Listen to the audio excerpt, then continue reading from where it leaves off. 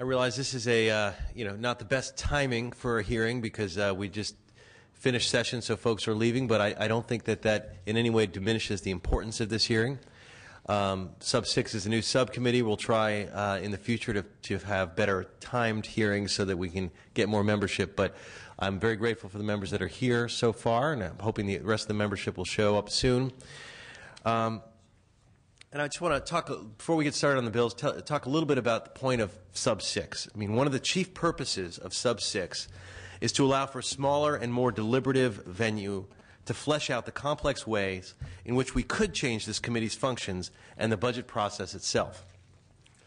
I was inspired to try to put this subcommittee together after presiding over several and I know some of you were part of that, several very long full committee hearings regarding the California Forward proposal. And with 27 members on the full budget committee, it was frustrating to try to have a meaningful discussion. It took an hour just to allow each member to ask one question, and the topics we were covering were really important for the future of our state. So toward that end, we tried to put together this special subcommittee where among the membership is all the chairs of the different subcommittees, so we have no jurisdictional issues and we can really have more substantive discussions on budget reform, but also on budgeting and performance-based budgeting and some of the issues that we want to talk about. Today is our first chance to start on what will be a several year-long discussion regarding budget reform efforts. We have two different parts of our hearing today. The first part is to hear 7 bills and measures that have been referred to our committee on the topic of budget reform. And after that, I'm going to sketch out a work plan for our exploration of performance-based budgeting, and we're going to begin that process. The bills and constitutional members. We're going to be considering bills that have been referred to this subcommittee. The structure mirrors the structure we use for the budget itself, where the subcommittees vet the contents of the bill, and then any action made by the sub is brought to the full committee as a recommendation. We're going to be referring any bill or measure that changes the budget process, the contents of the budget, or the analysis of the budget to our suspense file. We haven't used this suspense file for several years. The suspense file process was begun in 1977, and it was originally for the Ways and Means Committee. When that committee was split into the Budget Committee and the Appropriations in 1995, both fiscal committees are basically derived from the same rules and both carry that same suspense committee authorization. There are a lot of very good ideas to improve the budget process, but as we have the task of making sure that we adopt any changes, that these changes fit together in a way that works both for tough fiscal years and in the post-recession, hopefully the good years. There are 2 recent major events that have impacted our budget process. The first and most obvious is that voters have changed our budget process with the passage of Prop 25. However, that bill made it for a majority vote budget. It also hardened the June 15th deadline for passage of the legislature because it forces legislators to forfeit our pay if the budget is not passed by that time. This effectively shortens our budget process by about 1.5 to 2 weeks, which may not seem like a big deal until you consider the massive size and scope of the May revision, which we usually get on May 14th. So we get a very little amount of time to vet the governor's proposal from that May 14th, or in this case, May 16th time frame. So we want to make sure that we adopt appropriate changes, but we don't want to make it harder for us to deliver an on-time budget in a transparent and accessible manner. The second important event was the St. John decision regarding the line item veto authority. In the rulings, the court expanded the governor's ability to veto funding in the budget to include reductions. This continues a trend of the governor gaining power in the budget process at the expense of the legislature. We spent most of the last session besieged by fiscal emergency special sessions called by the last governor under powers granted to him by Prop 58 of 2004. We need to be mindful of how the checks and balances of our budget process are maintained in our deliberations. The legislature is not the only part of the budget process that is open. The legislature is actually the only part of the budget process that's open to public discussion and vetting. We need to be careful to protect our role and not cede our power unnecessarily or without a very good reason. With that, I want to see if I want to go to our acting vice chair if there's any opening comments before we begin on our bill process. Thank you very much, Chairman Bloomfield. Is it done? Yeah. There we go. Thank you very much. I'm not going to really add anything to the comments. I think this is a first run at this system, and I'll be willing to see how it unfolds. We all know we need to make some changes, and I'm very happy to be part of this committee and part of the new budget process that I hope we will institute with a little more accountability and mandatory benchmarks that we need to meet such that we can get the state out of its fiscal crisis. So with that, thank you. Thank you. And so we'll begin this process. We're actually, the members have deferred to Mr. Portino because he has a plane to catch, so we're going to start with ACA 5. We have, similar to appropriations, we have someone from finance here who will have a file on, or will let us know if she has a file on each item. We'll operate as a standard committee in terms of the member, then we'll hear supporters, oppositions, finance, and then questions and comments from the members, and that's how we will proceed. So with that, I'd like to welcome Mr. Portantino to present ACA 5. Thank you, Mr. Chair and members, and thank you to my colleagues who allowed me to go first. I appreciate it. My daughter has a softball game tonight, and this allows me to catch the plane to be there. And I appreciate the Chair for scheduling this hearing. I think it is terrific that, as Chair of the Budget Committee, you seize the opportunity to hear these reform measures, not only mine, but the others that are going to be coming up, and give them an opportunity to be heard and vetted and brought into the budget process. So you are to be commended for that. That has not happened in recent memory, and I think that's a very good addition to the process. With that, Chairman and members, there are some amendments that have been handed out that we got into Ledge Council in time for this hearing, but there's a number of other amendments that I'd like to talk about as I discuss this bill. ACA 5. After discussions with the State Treasurer's Office and reviewing the committee's analysis, I'm prepared to offer the following suggested amendments to the bill that's before this committee, which we have into Ledge Council, right, Philip? And we will be processing as amendments as this bill goes to suspense. I have in Legislative Council form amendments that should address the comments contained in the last two paragraphs on the second page of the committee analysis. The restriction on the ability to sell bonds in current intent language of ACA 5 applies to all bonds. This will be amended so it only applies to general obligation bonds, and ACA 5 will be amended to apply only to the bonds authorized after the effective date of ACA 5. Number two, I'm also willing to accept an amendment to exclude application of ACA 5 to the Budget Act and to accompanying budget trailer bills. ACA 5 is not meant to overturn the intent of the voters when they passed Prop 25 last November. With regard to the committee comments contained in the second paragraph on page 2 regarding emergencies in subdivision C of Section 3 of Article 13B, I'm willing to accept urgency measures passed by the legislature and to also insert a provision that provides that ACA 5 shall not prohibit or restrict the ability of the legislature to enact legislation responding to an emergency pursuant to Article 13B3C. I think those are appropriate comments that the committee staff highlighted. 4, in a statement contained in the second paragraph under comments on page 1 of the analysis, the committee consultant states, quote, the structure of this measure may, and that's an important word, may conflict with subdivision D of Section 12 of Article 4 of the Constitution. And I am in the process of requesting an opinion from Ledge Council as to whether ACA 5 presents such a conflict, and will work with Ledge Council and the committee should amendments be required to resolve this conflict. Getting our budget and fiscal house in order should be California's top priority this year and, frankly, every year. The short-term solutions that we have used in the past are just not working, and we need to embrace significant budget reform. That's why I've introduced a pay-as-you-go constitutional amendment to force fiscal discipline and prioritization into the budget process. And I think the word prioritization is significant. We talk about priorities, but we don't budget according to those priorities. And I think the public would be better served, and I think we would earn more respect and more willingness to help us do our job if we articulated those priorities.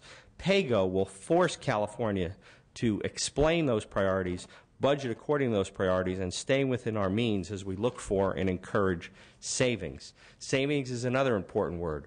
we do not incentivize finding savings under the current system, nor can we use a savings from one section of the budget to be able to pay for something else that might be more cost-effective or better for California in our discussion. PAYGO will allow us to incentivize finding savings.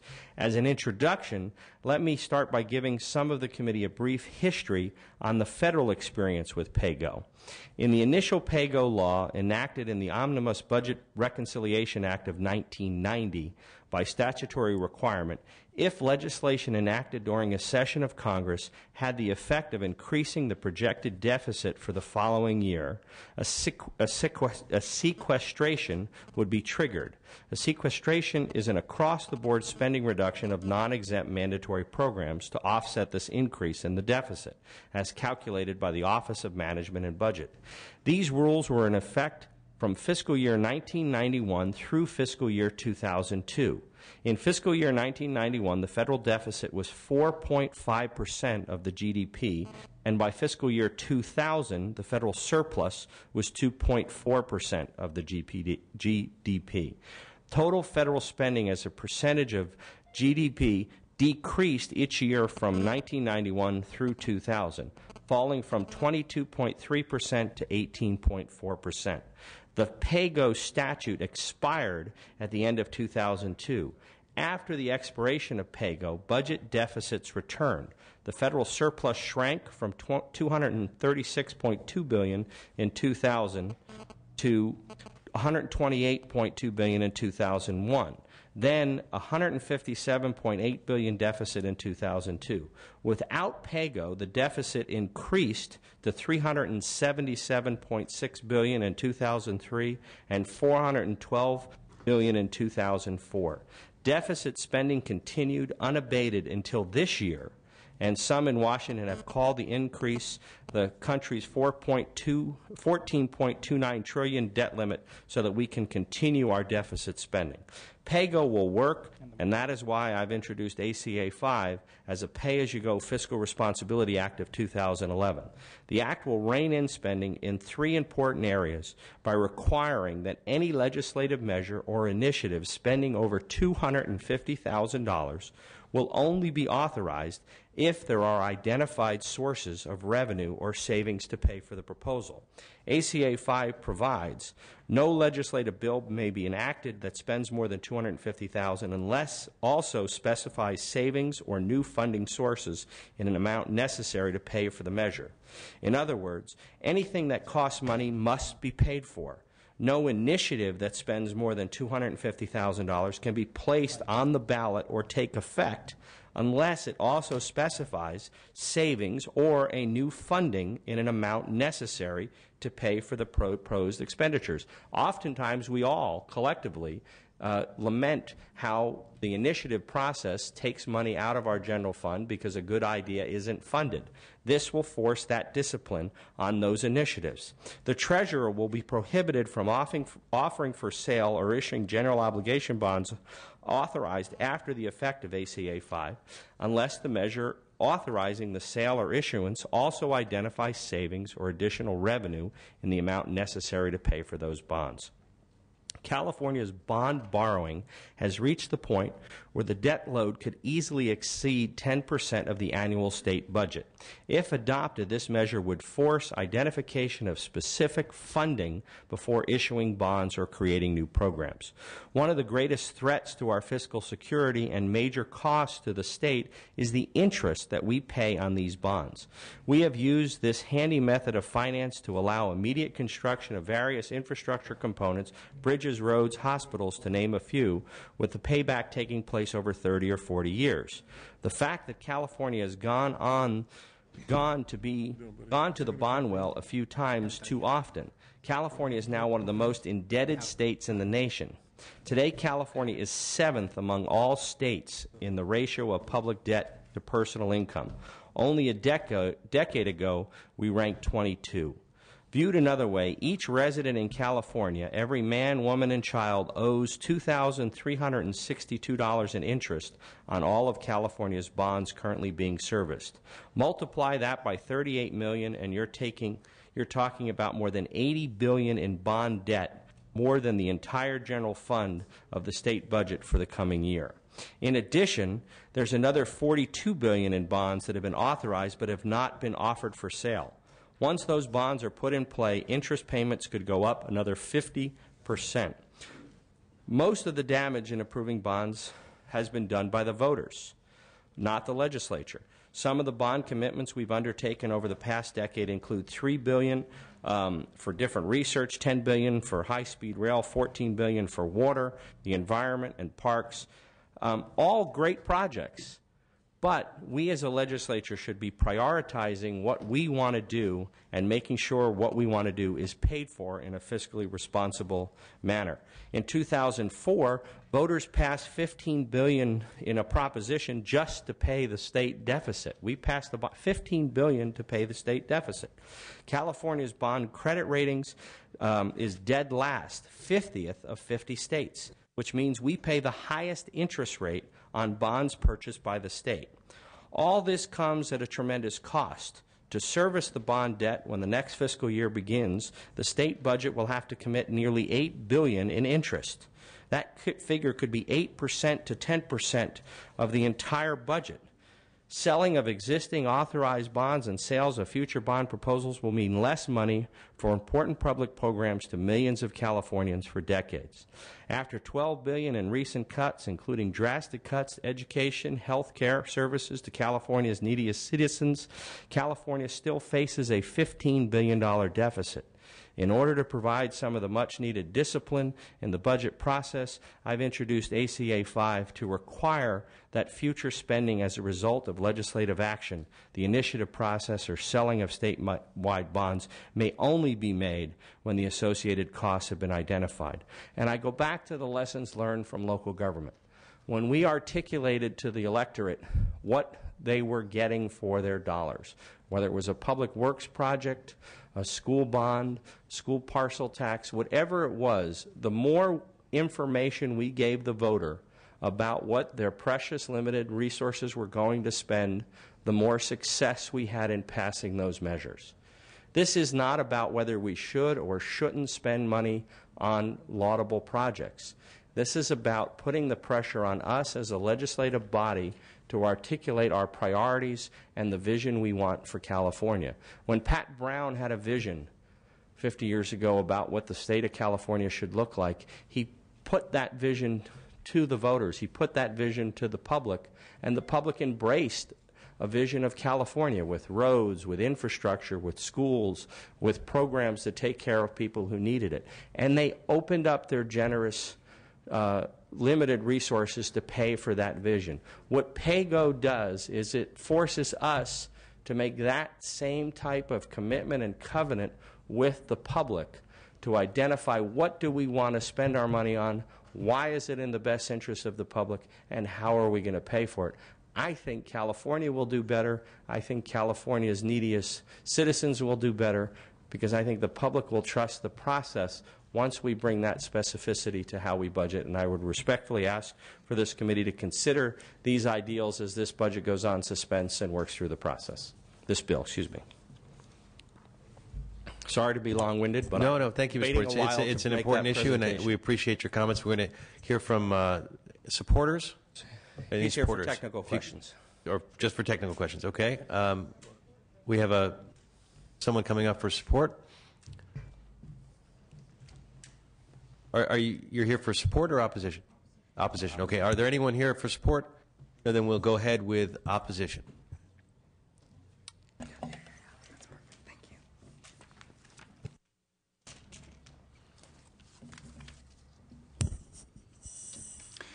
Mr. Chairman, members, good afternoon. David Wolf here with the Howard Jarvis Taxpayers Association. We're in opposition to the bill. The main reason we're in opposition is we do believe the $250,000 cap is arbitrary for spending within the initiative process, and I just want to highlight Proposition 13. Let's assume something like that was on the ballot again. And let's say we, as sponsors of that measure, were forced to, in order to make sure that got on the ballot, we would either have to come up with tax increases or spending cuts to ensure that it met the threshold here established by ACA 5. And the concern we would have in that bill is obviously Prop 13 and other measures similar to it are meant to decrease taxes. And as proponents of that measure, I don't think we want to be in a situation where we're forced to potentially put tax increases on the ballot to ensure that our measure to decrease taxes gets on there. That said, however, we are pleased by some of the provisions in ACA 5 and appreciate the author for bringing those forward, especially as they deal comprehensively with those issues of spending and bond debt. With a $20 billion budget deficit, it's obviously very important that we focus on these provisions in terms of long-term spending, especially as it relates to bond debt. So we are a little bit more enthused about those provisions of the measure. However, because of the initiative, part of the bill that I just mentioned, we can't support it. Thank you. Thank you. Any other witnesses in opposition?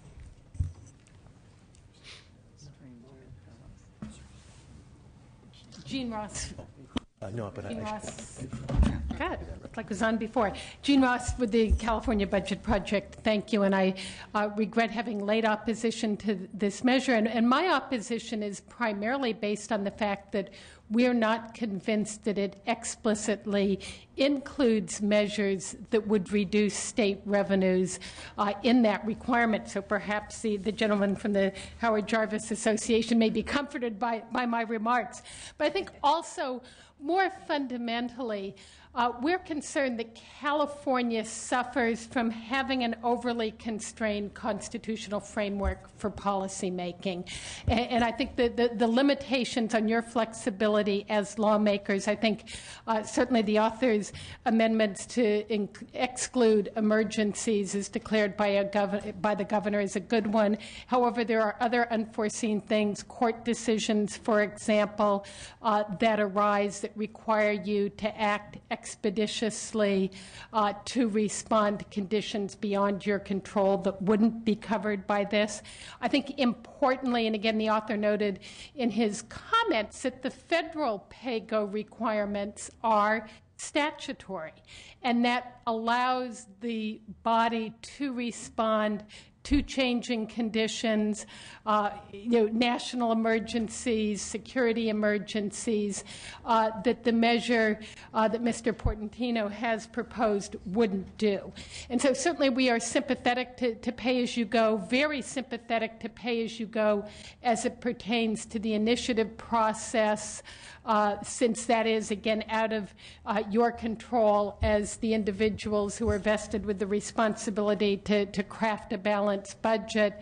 Concerned it doesn't include tax measures. Over the last 15 years, legislators have reduced taxes by what now accounts to a $13 billion a year revenue loss. So I think this measure may not be successful in achieving the author's goals. But I think fundamentally we come down on the side of vesting in you that tremendous responsibility to craft a budget, but giving you the ability to respond to changing conditions. Thank you. Great. Thank you. Before we go to finance, I'd like to take roll, please. If you would call the roll. Mr. Blumenfield? Present. Ms. Bonilla? Ms. Buchanan? Mr. Cedillo? Mr. Gordon? Here. Ms. Harkey? Here. Mr. Jones? Ms. Mitchell? Here. Mr. Logue? Thank you. Finance, do you have a file on this? Mr. Chairman, members of the committee, Miriam Ingenito with the Department of Finance. The governor is supportive of the pay-as-you-go concept and wants to ensure that provisions be implemented effectively to ensure effectiveness. The administration is open to working with the author on this issue, but I understand that the bill has been amended here in committee or will be shortly, so some of my notes of concern may already be addressed by the amendments you've put forward. But as it stands now, the Department of Finance is opposed to the measure for the following reasons. The state would not be able to issue or sell any bonds other than debt obligation, including general obligation bonds authorized by the voters but not yet issued at the time of the passage, unless non-general fund revenue source could be used to pay for the debt service. A 10-year ban on new debt issuance would reduce debt service costs over the near term, but would prevent the state from financing large infrastructure costs over multiple years, which is a valuable tool often used for to better pay for large-scale projects that have a long-term benefit. Across-the-board ban on new bond issuance would prevent the state from making critical infrastructure investments needed to protect the health and safety of the population by limiting investments in such areas of flood control, water quality, and transportation. Spending on state infrastructure is necessary for attracting business enterprise and to help create jobs. And depending on the interpretation of urgency statute, which I understand was one of your amendments, as used in the measure, the restriction on statutory appropriations may apply to the budget bill, which may or may not be, and I understand is not the intent of this measure. Thank you. We have a representative of the Treasurer's Office who would also like to make a comment, if that's okay, Mr. Chair. Please, go ahead. Thank you, members. Diane Stanton with the State Treasurer's Office, and we have been working with the author on some of the issues specific to clarifying that the measure is intended for general obligation bonds only, as opposed to all state indebtedness, which could include other revenue, lease revenue bonds, and that the other issue is dealing with retroactivity. I have just gotten a copy of the amendments and take them back to the office and review, but at this point, we're comfortable in working with the author's office to make sure that the Treasurer's Office's concerns are addressed. Thank you. Great. Thank you. No, and I think that's important to do. And as you know, as we mentioned, this bill is a candidate for suspense, so we're going to continue to work on it. And the amendments that you've taken or offered to take so far are critically important and to many of the issues that I have. I want to say a couple things and then a question. Personally, I'm not fearful of PAYGO like a lot of folks are. You mentioned how it was done on the federal level. I was actually a House staffer at the time, working for the Budget Committee, working for Congressman Berman, but as a designee on the Budget Committee when Panetta was chair and when we first put in PAYGO, and there was a lot of fear around it of how that would act.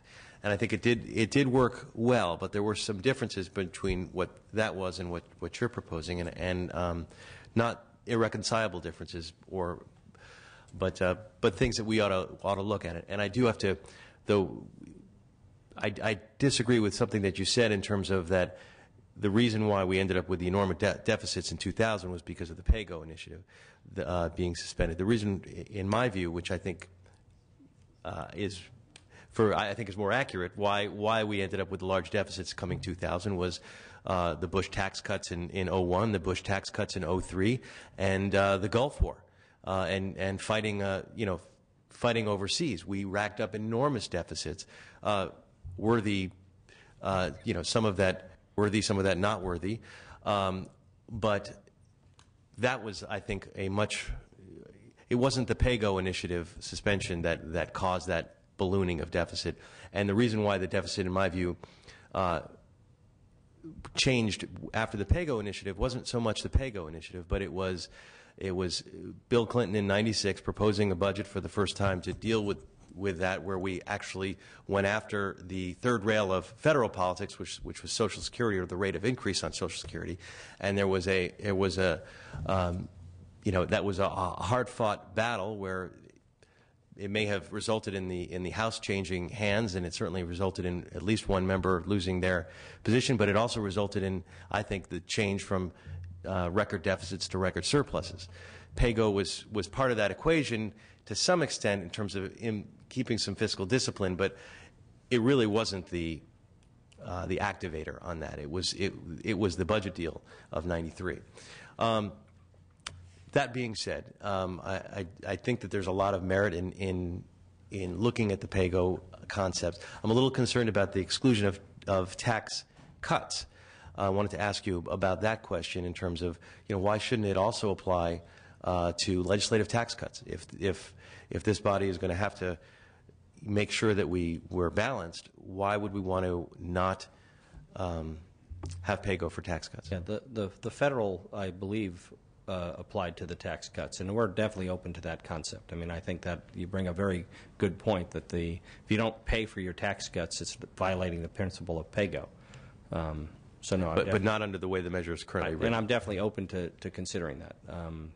has been brought out. The bond issue is out there. How do we pay for reductions in revenue? Should all be part of a fiscally or a conversation that includes a broader fiscal responsibility. And that's frankly why we're doing this amendment, is to have that conversation, because it's all part of the same discussion. What is it we want to do, and how do we want to pay for it? And the emergency parts are critical. I remember at the time I was working after PAYGO was in there and the earthquake hit the district that we represented, and there was a lot of talk at that time, do we have to offset that earthquake money? And it was a very controversial thing, and it probably would have made at that time we calculated that decision was worth about $7 billion to the community that I now represent.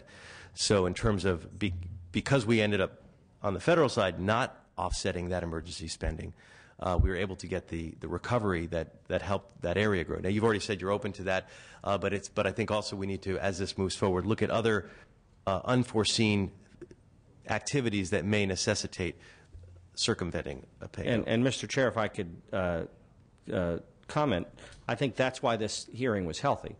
You know, we've had this measure in print, but this is the first time your committee staff has had an opportunity to do the analysis. It's the first time the treasurer, this hearing triggered that conversation, and I think that's why this has been a healthy process, because if we're serious about these reforms, which I think we are, they have to be vetted. I mean, this isn't something that we should pull out in the middle of the night as part of a budget deal.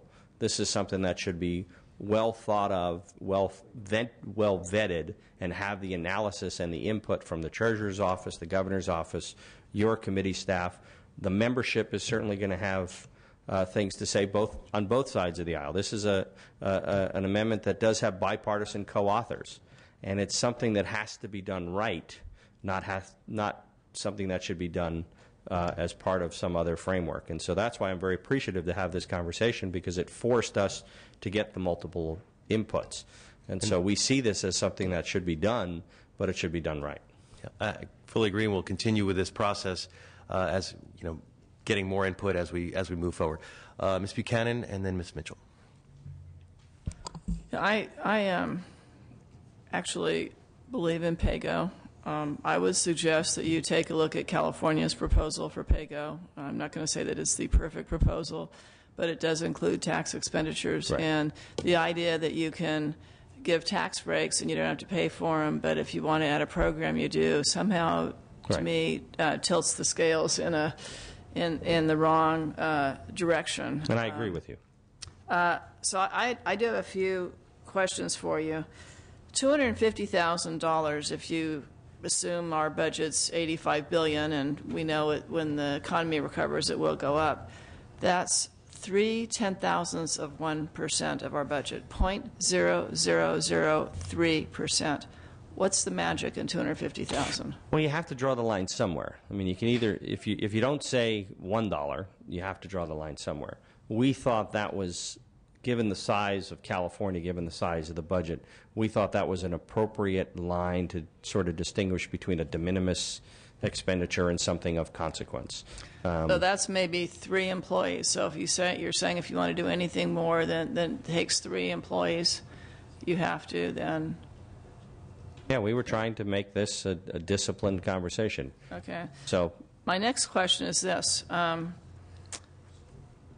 Looking at my school background, when we would have a voter-approved bond to improve schools, we didn't sell the bond all at one time. And some projects actually would, if you divided the bond into 3 or 4 tranches, you know, some projects would actually span multiple tranches because they would take 18 months or whatever, and we're not going to sell the money and put it in the bank and incur more debt service. Your freeze on selling more general obligation bonds, what happens to a big transportation project that we've funded, where we've made a commitment, and now we can't sell any more bonds to finish the project? Does it just stay unfinished? that's why we're not going retroactive and we're going prospective.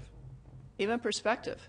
You know, I could be in the middle of a project now, but if I can't sell a bond 6 months from now, how do I finish it? But if you articulate in the bond measure how you're going to do that, what we're saying is let's have the conversation up front of how we're going to phase it in, how we're going to pay for it over the life of that Well, I would project. just suggest that that's not, when I read it, that's excluded from what you currently have. And I think that, that would be a... We're taking copious notes. Right, a major project and then problem. And then I actually have a number of questions, but I'll just ask one more because I know we can talk more later. But a 10-year ban, I mean, what do you do for your school districts where we created a program that works, where they like to, in the school community, they like to call it the three-legged stool, where all of our school construction comes basically 1/3 from the state, 1/3 from developers, and 1/3 from local school bonds.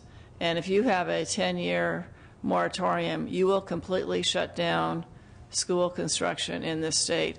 And education is not an arm of or a branch of local government, it's an arm of the state government. Right. What are we going to do with all these schools that are falling apart and need to be modernized and have problems?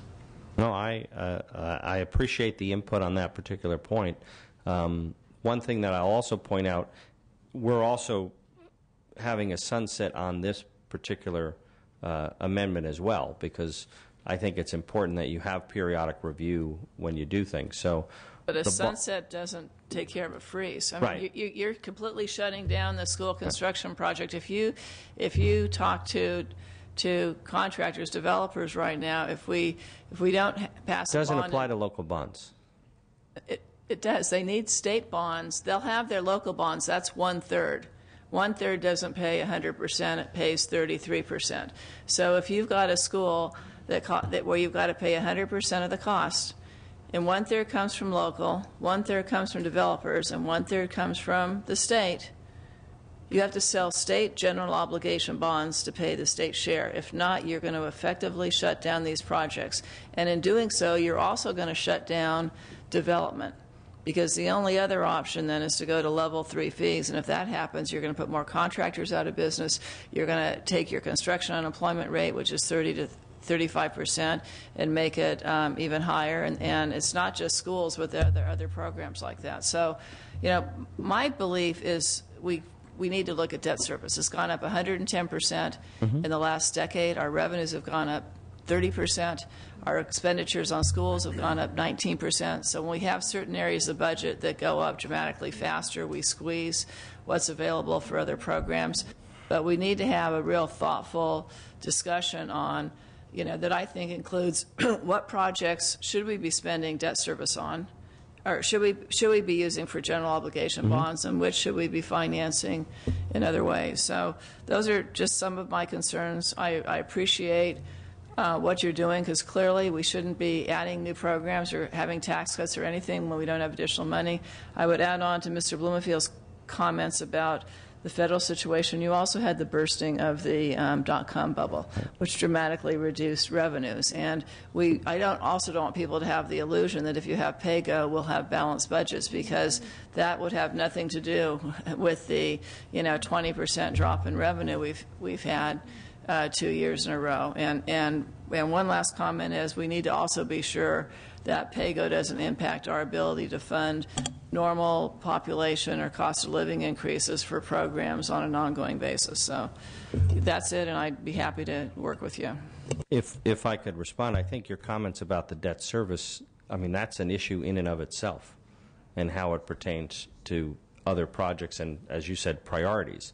And that's our goal, is to stimulate that conversation about what are our priorities and how are we going to fund them, and what's the role that we're all going to play. And perhaps we can have a broader conversation just on that issue, and welcome your comments and other members' comments into that broader discussion about what does 10 years from now look like on that very same topic. And I welcome the conversation, would love the opportunity to participate. I just don't want to take a hatchet and have unintended consequences that have major long-term impacts on the state. So thank you. Okay, Ms. Mitchell, followed by Ms. Harkey. Just very briefly, kind of camping on to the last statement, if you could give me a succinct kind of 10,000-foot level what your goal is. As Mr. Buchanan said, we shouldn't be delusioned to think that this one strategy would get us to a balanced budget. So when you thought about drafting this bill, what was your expectation of the end result? My expectation of the end result is that we as a legislative body have a set of goals, priorities, and objectives, and a funding mechanism to accomplish what we want to do. For example, today we had a very thorough discussion on the floor on higher education. I believe if we as a state say higher education is a priority, we should have a plan to fund higher education. Today we argued about one student versus another student. The point I made on the floor is we shouldn't be choosing one student over another student. We should be funding higher education to meet the demands of California students, period. 50 years ago when the master plan was enacted, it was funded to meet the demand of California students. So my goal is to make those type of conversations. K-12, you know, we all talk when we run for office that education is our top priority. Okay? Well, then we should fund it accordingly. We know that certain things make us money and certain things cost us money. We know that certain investments of our resources bring more dollars to the table. We know, and I'll use the entertainment tax credit as an example, we know that that first $300 million that was spent has created $2.2 billion of economic benefit to the state of California. Under PAYGO, we have that conversation in a big picture as well as a small, to the currently $250,000 threshold. My goal is, I think, everything that we all hold near and dear, whether you're a Republican or a Democrat, by having the specificity in the discussion and articulating the goals and how we're going to pay for it, who is not going to invest in something that's going to return money to the state of California? So that's the big picture, and that's what's driving me to have this, to put forth this discussion, because I think we'll do better as a state when we have that conversation and we have the discipline to follow through. And I guess my goal is to force the discipline into the conversation. Okay. I'm going to go to Ms. Harkey next. I'm just going to remind the members we have a number of bills, and we're trying to start the dialogue on each of these bills. Each of these topics is so huge in terms of the budget reform concepts that we're dealing with. We could have multiple hearings on them. So, I apologize. We're not going to get to the full depth of on all this that we want, but it's informative, and I want to try to get through all the members. Go ahead, Ms. Harkey. Thank you for bringing some budget process reform forward. I think what you're really, one of the things that you're really trying to institute, as you just said, to force more discipline. I have found, since I've been up here, there's been very little discipline. Blame it on the governor, blame it on the legislature, blame it on whoever, but we have just spent willy-nilly for the last 10 years, 12 years. And so then we didn't have enough money to spend. We approved bond measures in this House, and then we gave them to the people of California to vote on them. And we really can't blame them. They were trusting us at that point, and they were trusting the governor. They approved those bond measures because we told them they were important projects. I would like to see more discipline on the legislature for passing bond measures or debt. I would like to see a higher threshold for actually enacting anything from the legislature, that the legislature puts down to the people to vote on, that actually have a higher threshold for vote for debt. We, as you know, passed $50 billion in bonds, and when I arrived up here in 2008, I looked at that and I just was aghast at what that was going to do to us. And you know, what you're trying to get at is very real. Our debt burden is going to consume 10% of our general fund and growing. And we've got and we are being, as Ms. Buchanan knows, we are really being limited right now by the market as to what we can borrow, not our own discipline. We have a committee in place, the treasurer, controller, and I think the governor's office and whatever. I can't remember who approves general obligation bonds. So we can self-discipline as to what comes out of the, is it the pooled mortgage?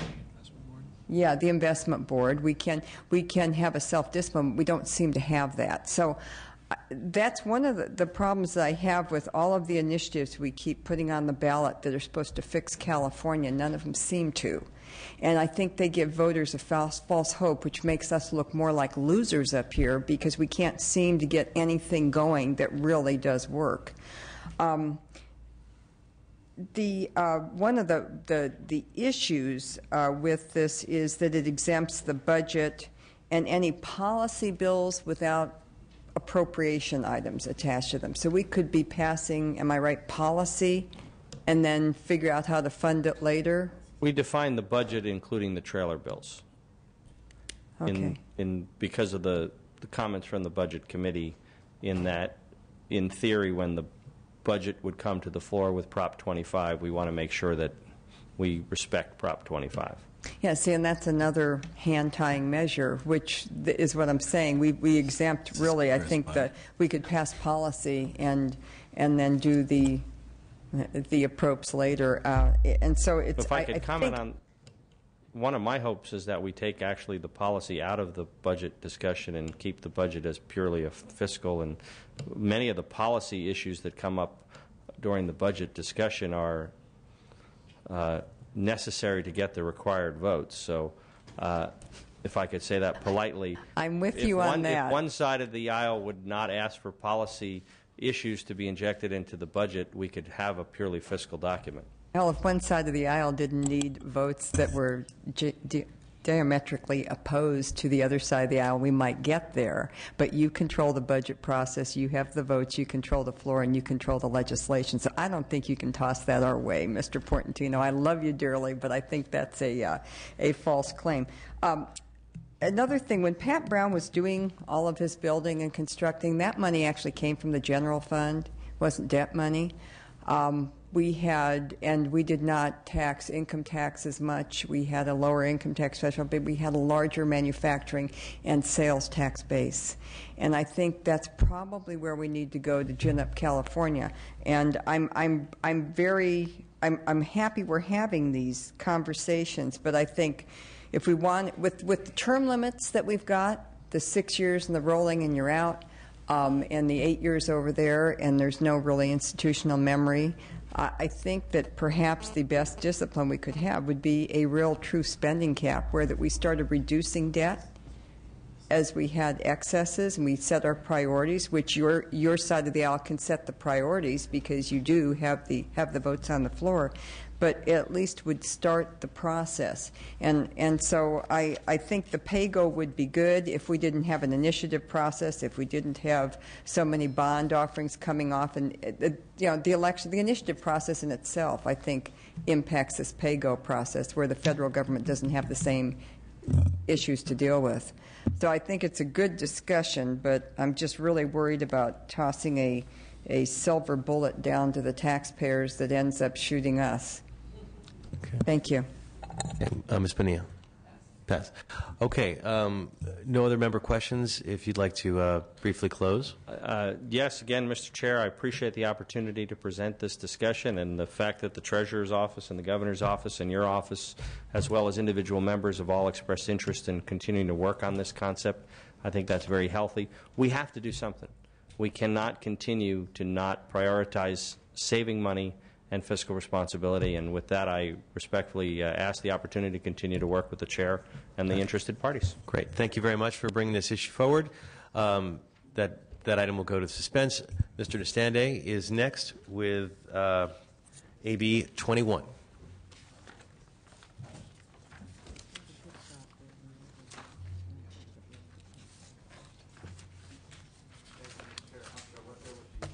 Oh, do you have multiple bills? I have two, ACA and a AB 21 ACA. Dealer's choice. Let us know what you want. All right. Thank you, Mr. Chair. ACA 13. Okay. What this bill does, and I apologize, well, you'll probably like as well. I'll be brief. I have a flight to catch now. My time has evaporated in front of me here as I graciously gave up my turn. Anyways, this bill... Thank you for giving your turn. The idea behind this bill is to have the controller certify that we have a balanced budget. My thought is to have a third party, an elected official, certify what we have done is indeed balanced the budget because, you know, sometimes our body and the governor are somewhat use this word loosely, in collusion to say this is a balanced budget when in fact it is not. So I'd like to once again have a third person who's elected put their name on the line and say, yes, indeed, this is balanced. If it is not, the legislature cannot adjourn. It goes back to the legislature until that budget is certified as balanced. And I picked a controller because he seems to be the appropriate person to certify that. So thank you. That was my presentation. Okay. Do we have any supporters who wish to speak on this? No. Hearing none. Any opposition who wishes to speak on this issue? Coming forward. Yeah, you should sit up front because you're going to be dealing with, I guess, a bunch of these. Just stay up here. Again, Jean Ross for the California Budget Project. In respect of the author's time, we would oppose this measure again because it's overly prescriptive of the budget process, would insert yet another party between what's traditionally the balance between the executive branch and the legislative branch. We don't think that an additional constitutional officer belongs as part of that. We think the existing framework works for virtually every other state in the federal government. Certainly not perfectly in California, but we don't think that this particular measure would fix what's wrong with California's budget process. Moreover, I think, if anything, probably the capacity of the Comptroller's Office is underestimated in your staff analysis of this. I think the time frame for them to do the type of analysis to certify whether a budget is in fact balanced, the Department of Finance, that is the Department of Finance on the governor's side. They have many skilled analysts and a budget far, far larger than the costs estimated in your staff analysis, and we think that's an expense the state can ill afford. Thank you. Department of Finance. Mr. Chairman, members, the constitutional amendment would result in unknown permanent costs to the State Comptroller's Office in order to prepare the forecasts and for the administration and the legislature to make adjustments that may or may not be necessary. It would also necessitate either the administration or the legislature to assist the State Comptroller's Office to become familiar with all the budget proposals within a very tight time frame. The Department of Finance is opposed to this ACA for the following reasons. The Comptroller's Office does not have the expertise to do general fund forecasting and would require additional staff. The additional revenue forecast would be duplicative of finances and the Legislative Analyst's Office forecasts. And the State Comptroller's Office role and expertise do not include the budget, and the office would not be familiar with the revenues or expenditure proposals in order for it to quickly and completely make the required assessment. Great, thank you. You know, if I knew that John Chung would be the controller from now and forevermore, I'd be really comfortable with this bill and would support it right away and try to get it done, because I think he's one of the most phenomenal statewide elected officials we've had in a long time. And I have some concerns, though, because unfortunately he's termed out and we won't have him, and sort of the concern about the balance of power between our branch and other branches, the executive branch. The concept behind this is intriguing, and trying to get a third party to look at this and validate it and getting more independent analysis, I think is only helpful. But I worry about it in terms of the giving another elected office or an executive branch person that much power and control over what the legislature does. I feel like we've already ceded a lot of power. But it's an intriguing idea. Ms. Harkey was next, and then Ms. Buchanan. I like the idea, but I can understand where the DOF might not, because depending on who you're working for, sometimes there's plug figures in the budget, and I think those are the items that you're trying to get to. Is like the federal funds that we know we're not receiving, or the just other just things, items that are counted as revenues that we know will be litigated and we won't be receiving. And I think a lot of these things are well known. We just recently had an opinion on the redevelopment proposal that it was unconstitutional. So we know we won't be getting 1.7. The last governor had, $5 billion or something is supposed to be federal funds that we knew we weren't going to get. And I think these are the issues we really need to get to. We need to have a real forecast. And the next controller will probably be Mr. Lockyer, who is the state treasurer, and I would hope the chair wouldn't have a problem with Mr. Lockyer, but I think he's already opened up his campaign account. And I like the concept, and I think if we could eliminate the cost to either office by having that person, whoever it is, be the controller or the treasurer even, use the legislative analyst data that we get all the time that tells us where the phony funds are, and we just don't listen to it. So supply the LAO report to that department, let them examine those areas that the LAO is questioning, whether they're real or not, and those would be the items that would be certified. I think we could narrow this to really make it work with very little problem. So I would hope we could kind of look at this going forward, maybe on a narrower scope, and use our existing resources through the LAO, because if you all read those reports, you know they tell us every year that this is probably not going to happen, and this probably, or they question. They don't use the wording quite like that, but you can read between the lines. So thank you for bringing this forward. And thank you, Mr. Chair. And if I can, I agree with that, and I'll address it in my close if there's another. That would be great. Thank you, Ms. Buchanan. I actually agree with much of what Assemblymember Harkey is saying. My big issue is that the people elect the governor to be the chief executive officer of the state, and as such, he basically is, he or she, someday we'll have a she, is the most powerful person in the state of California. If we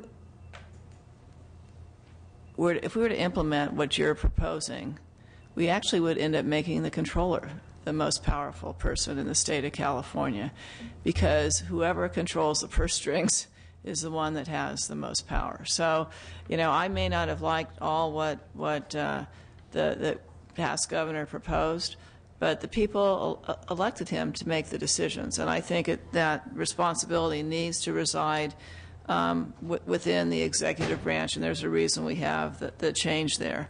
Or that we have it the way it is. We have, as Ms. Harkey pointed out, legislative analysts, which is designed to give the legislature an independent review of the budget. And the legislative analyst does point out areas of concern, areas where, even in the last budget, where they think, we might be too optimistic in terms of revenues that are going to come in or not come in, or whether something's legal or not legal. So we do have that opinion right now.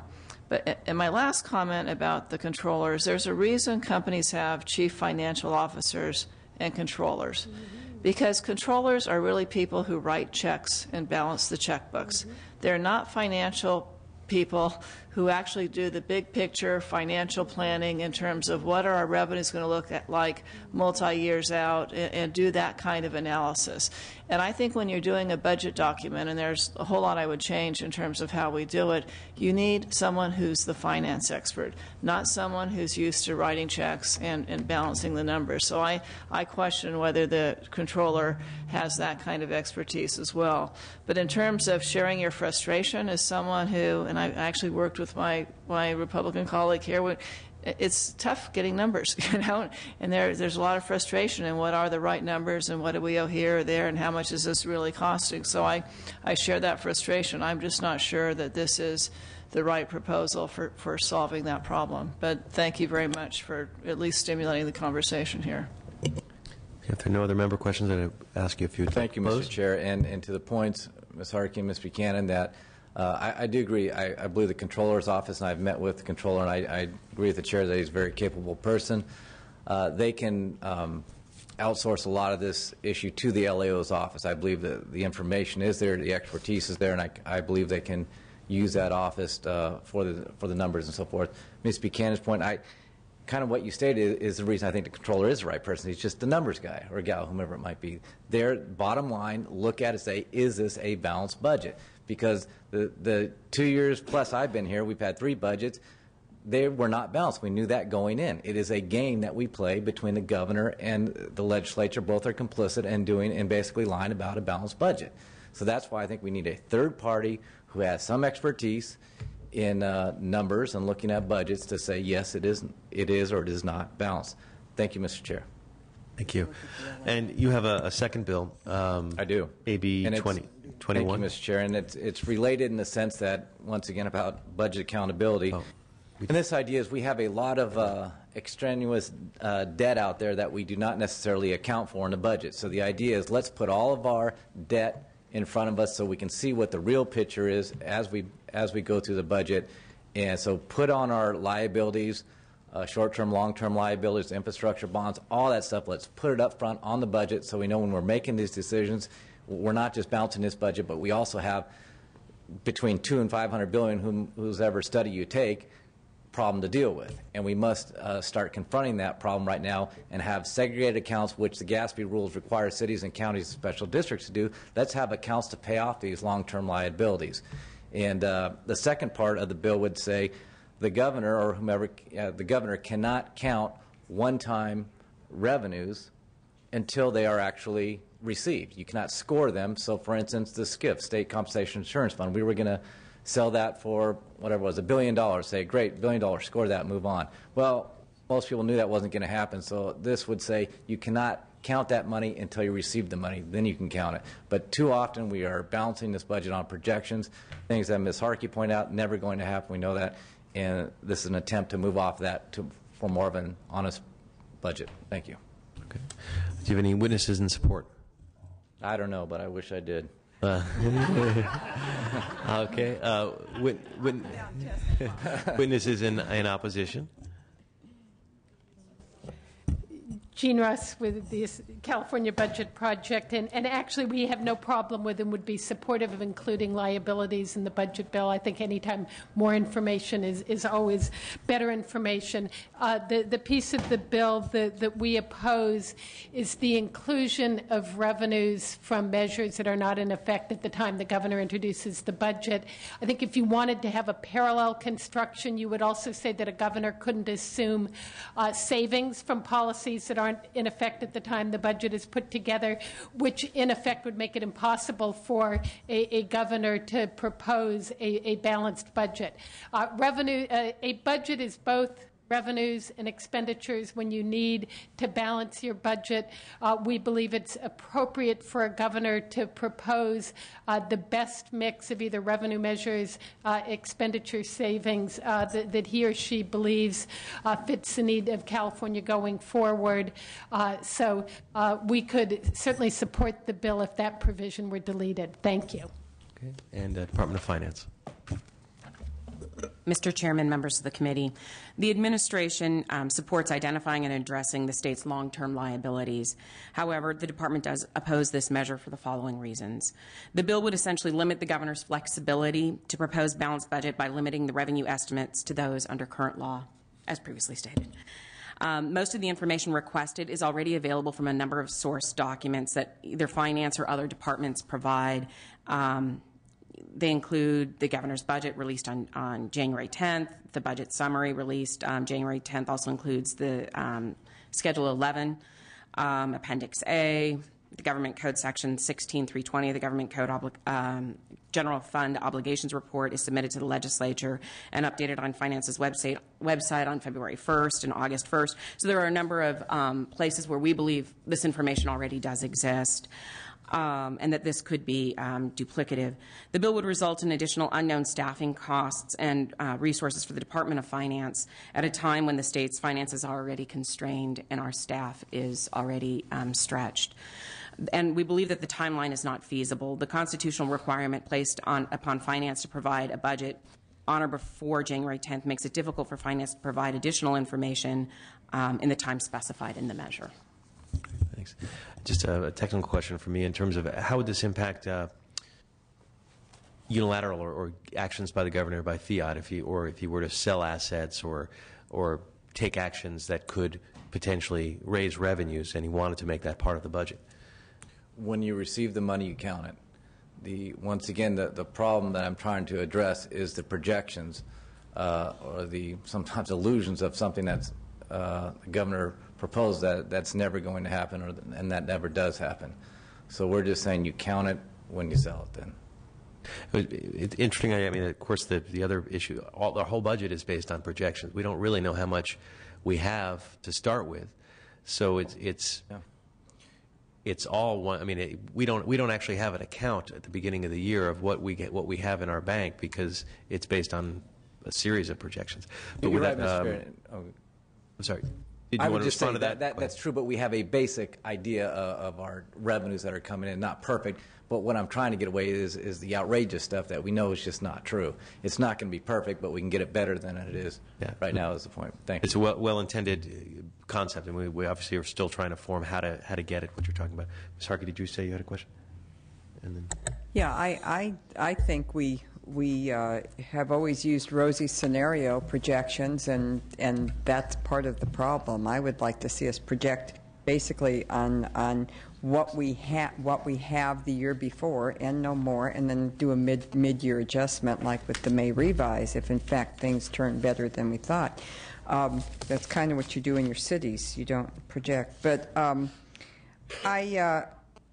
like the concept, and I think here again we could use the debt affordability report put out by the treasurer in a consolidated format and provide that to the legislature, because it's got a lot of words in it, but I think a simple schedule is actually included in the debt affordability report from the Department of Treasury, and I think that would be really sufficient if consolidated properly to provide to the legislature to meet what you're trying to do here in most instances. And that would also be helpful to DOF, because the data is out there, but it's just, it's cumbersome, and most legislators don't review it, and I think to make it part of the budget process would be excellent. Thank you. Would you like to briefly close? I asked for your support last year. I had the same bill that passed out of the committee unanimously and passed the Assembly floor as well. So once again, I ask for your support. Thank you, Mr. Chair. Great. Thank you very much. This bill is on suspense. The next bill we have is AB 27, Mr. Gurrell's bill, and I believe Mr. Berryhill will be filling in for Mr. Gurrell while he is overseas at the moment.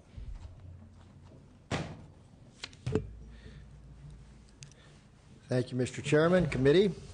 It is certainly an honor and a privilege to be able to present one of Mr. Gurrell's bills as he goes over and as he's overseas fighting for our freedom. So I do believe this is a real privilege for me. And with me today is Sam Chung, and I believe Mark Timmerman is going to be here as well from Assemblymember Gurrell's office to answer any technical questions on this. But basically, AB 27, it's the Priority-Based Budgeting Act of 2011. It's a fiscal responsibility measure. As we're dealing with another 20-plus billion budget deficit, and the nonpartisan legislative analyst office projecting an annual budget problem of about $20 billion each year through 2015-2016, we need a responsible plan and a solution to achieve budget savings moving forward. And I really do appreciate you guys doing this subcommittee, because it does give you a chance to start to drill down on all these different ideas that we've had. AB 27 will accomplish this by requiring each state agency and department to submit a budget that is reduced initially by 20% from the previous year, which will require state agencies to identify and prioritize their core functions. This bill essentially develops a system that identifies and prioritizes each agency's core functions and provides a way to evaluate the effectiveness of state agencies. This is a stark contrast to our current practice of just rubber stamping approval for state agency budgets. The problem with our current budgeting mechanism, also known as incremental budgeting, is that it begins with the assumption that each state agency needs to maintain or increase their budget using the previous year's expenditures as its baseline. This requires and assumes that the state revenues will be growing every year. Even when there is a massive budget deficit, spending on government bureaucracy continues to increase. Furthermore, incremental budgeting encourages state agencies to spend as much as possible in order to qualify for more money in the following year's budget. Without clearly identified and stated priorities to determine where budget cuts will be needed, legislators and the governor have often proposed across-the-board cuts which tend to punish the efficient agencies far more than the inefficient ones. An inefficient agency can often absorb these budget cuts by simply trimming their own waste, as where an efficiently run agency will not have that option. It's common sense budgeting to know what we are currently spending money on. We should know how state agencies have performed with the money that we have already given them, and we should know what to expect in return for the money that we will be sending to them in the future. All these things are achieved if AB 27 is implemented. Priority-based budgeting requires that agencies, programs, and goals be clearly identified, defined, and prioritized. In our current system, we cannot do our jobs when it is nearly impossible to critically review the state agency's past performances. I really love to see your support for a solution to make government work better and more efficiently for the benefit of all Californians. So I would love to have an aye vote on this. This is basically, folks, strategic planning for all of our agencies, so we get a better handle on what those priorities are from year to year. With me today are these two fine gentlemen that are here to help me out and answer any technical questions on this. Okay, before we move to that, is there anyone here to speak in support of the measure? Seeing no one, is there anyone who wishes to speak in opposition to the measure? See, the ladies even love this plan. It's so good. And Department of Finance. Mr. Chairman, members of the committee, this bill would require state agencies and courts that have general fund appropriations to submit a budget that would reduce the general fund appropriation by 20% from the preceding year. Implementing performance measures as required in the bill could cost tens of millions of dollars on a statewide basis. This estimate is based on the costs from a pilot program in the 1990s to implement performance-based budgeting. Given the recent reductions to state operations and departments have faced, additional costs would not be absorbable.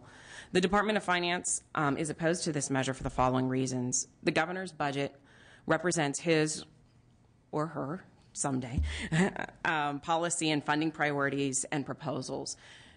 So the governor may wish to take a larger cut in some areas and a lesser cut in other areas.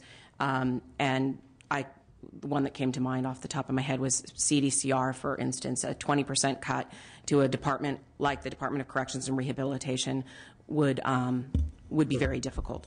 Simply reducing general fund appropriations by 20% ignores the fact that each program has different missions and cost drivers. Identifying the impact of the 20% reduction and developing performance measurement policies and procedures, training and reporting standards would require significant efforts.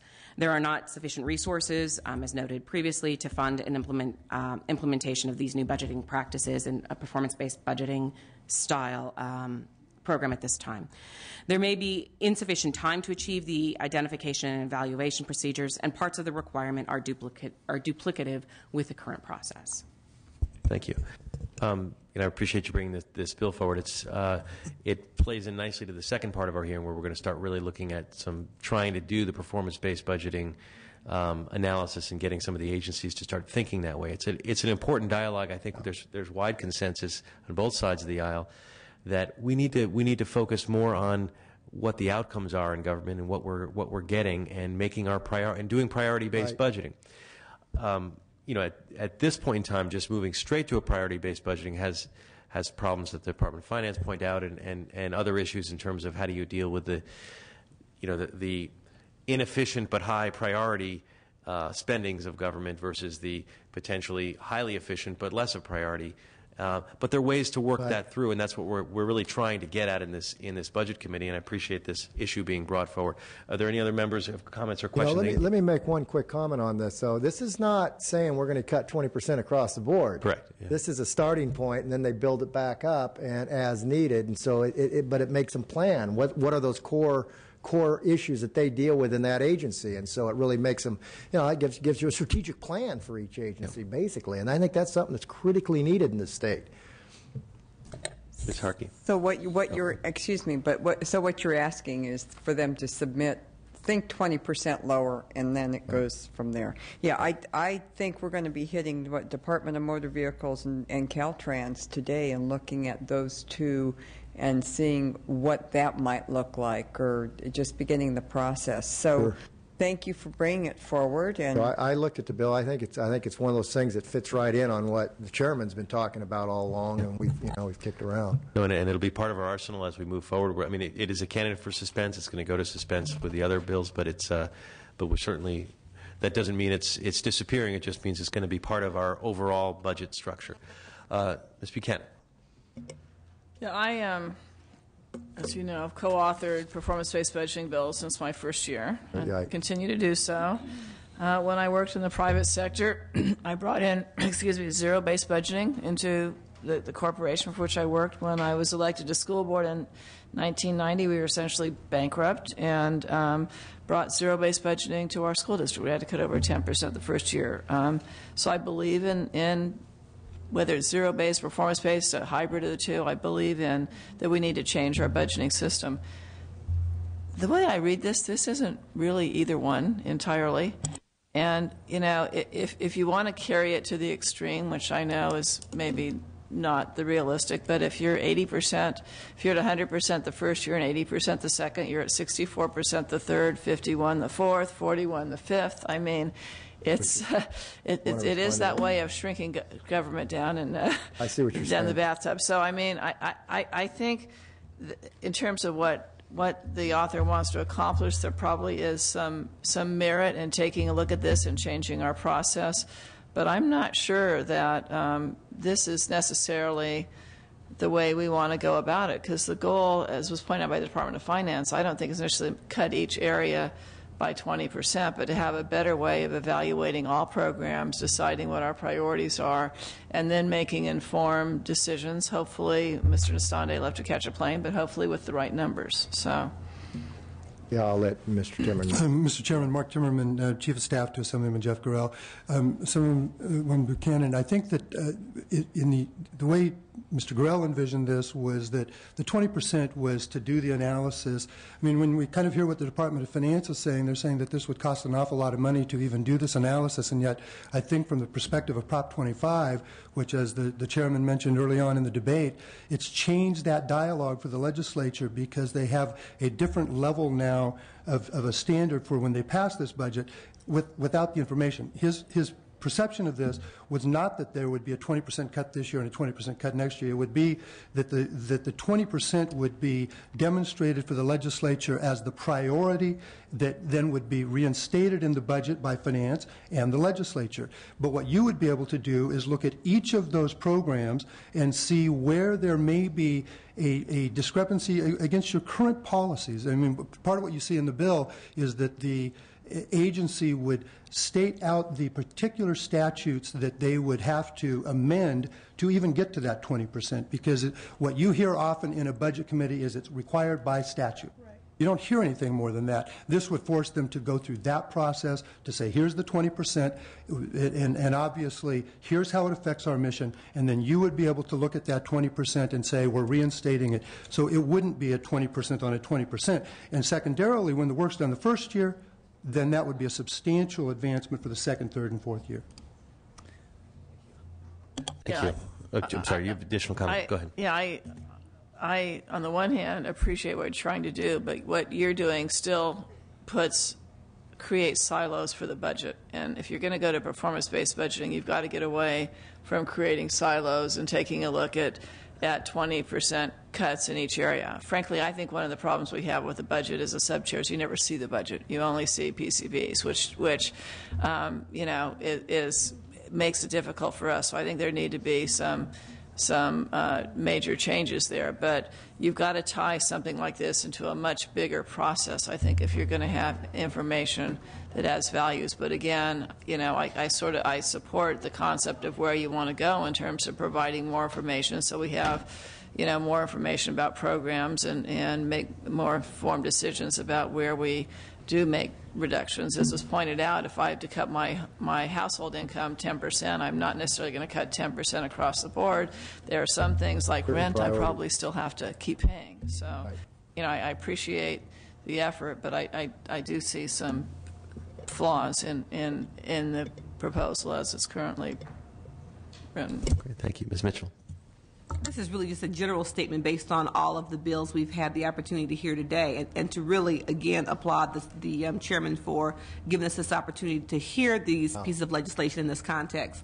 And I think the common thread, based on the bills that we've heard today, is this whole notion of priorities, the notion of the legislature taking responsibility and being disciplined in that approach, as well as the department. And so what's occurred to me in this current dialogue in this bill is really making sure that we don't put the cart before the horse. I think it's important for the legislature to have the opportunity to have the disciplined conversation about priorities that then the State Departments then respond to. It would be a little difficult, I think, for us as subcommittee chairs to respond in a siloed fashion to departments as they come forward and articulate their strategic plan and priorities if that hasn't been established kind of by the governing body and the body who has oversight, which is the legislature. And so I think it's going to be important as this dialogue continues that we really begin the process of having the priority conversation that could then help provide direction and guidance to the departments that they will then hopefully get there soon as well. Yeah. I appreciate those comments, Ms. Mitchell. I think that is. I mean, we're just trying to get our arms around this budget process. It's kind of gone astray, and there's not the prioritizing. There are not all those things we need to be doing. Is this the perfect thing? It's certainly something that needs to be in the conversation. Hopefully, out of this process, and I think I've talked to the chairman about it, is that maybe you develop a better idea. Maybe it's not one thing. Maybe you end up with somewhat of a hybrid of some of these ideas, but we'll never get there unless we have these conversations, unless we have these bills to start to bounce things back and forth. And that's what is so great about this process that you're doing. I very much applaud it.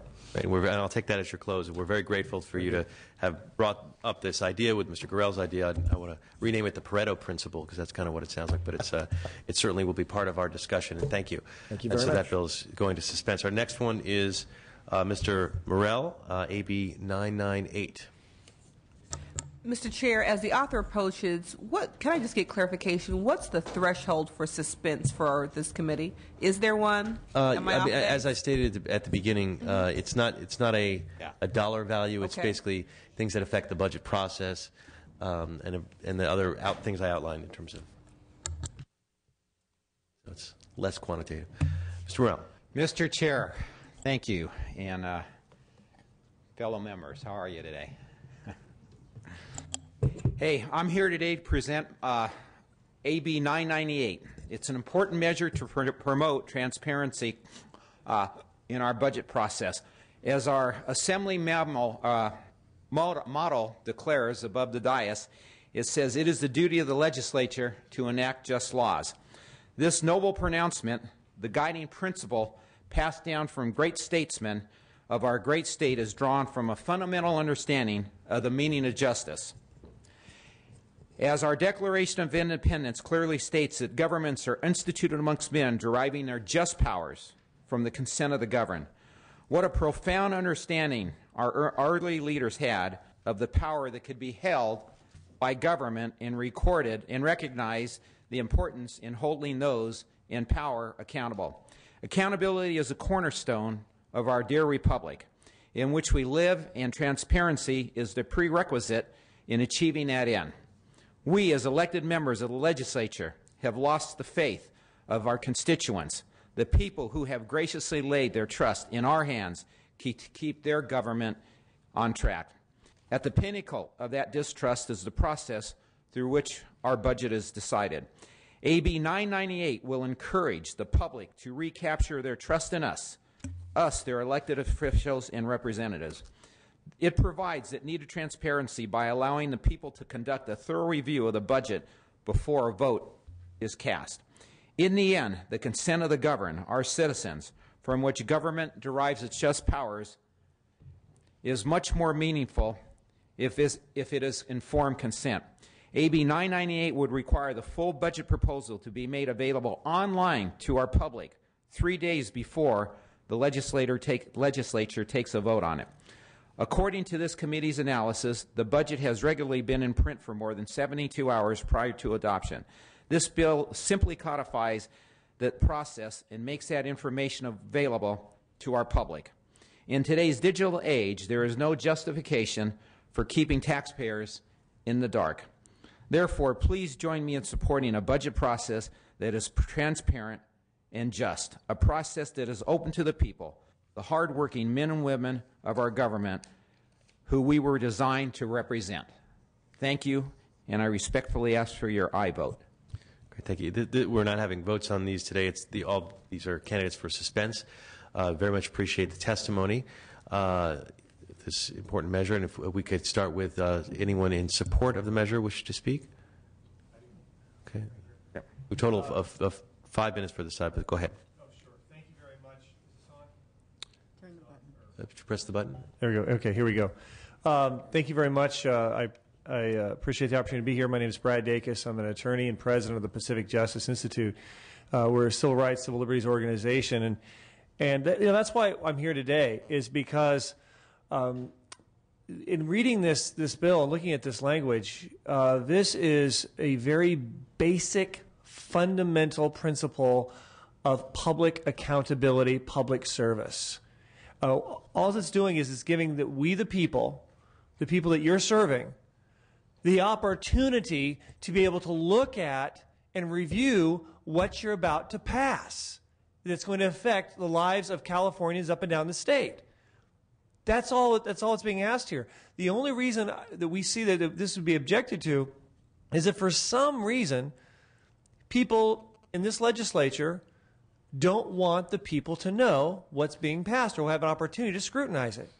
Secondly, it's also something called the benefit of the people in terms of being able to make sure that no one is being inadvertently left behind. Sometimes when legislation is passed, I used to be in L.A. for a U.S. Senator myself in Washington, and sometimes legislation would be adopted and drafted, but it would have consequences that people didn't foresee. It would have impact on innocent individuals, perhaps that didn't have a major lobby interest or lobby pool to pull from, but they'd be left behind.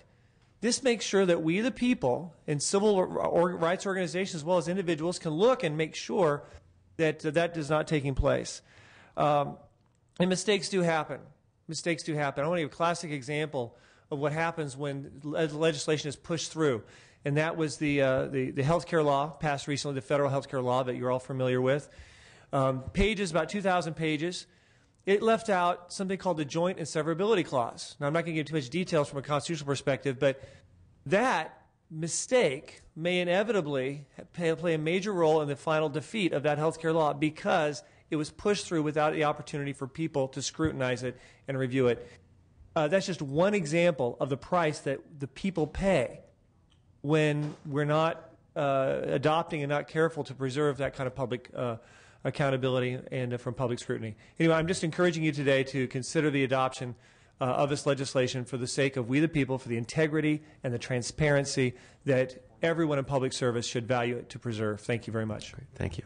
Are there any other folks who wish to speak in favor? Therefore, I believe. Support? Go ahead. We still have 3 minutes left on the pro side. Go ahead. Okay.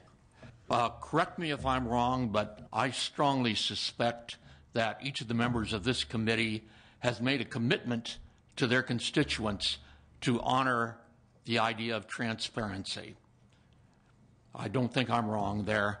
I believe AB 998 is your opportunity to honor that commitment. I consider myself a citizen activist.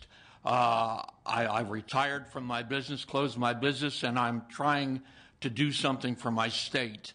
But to do something, to be active, to do the right thing, I've got to have the information. I've got to have accurate information. I've got to know what a bill really says, what the final version that's going to be voted on actually says.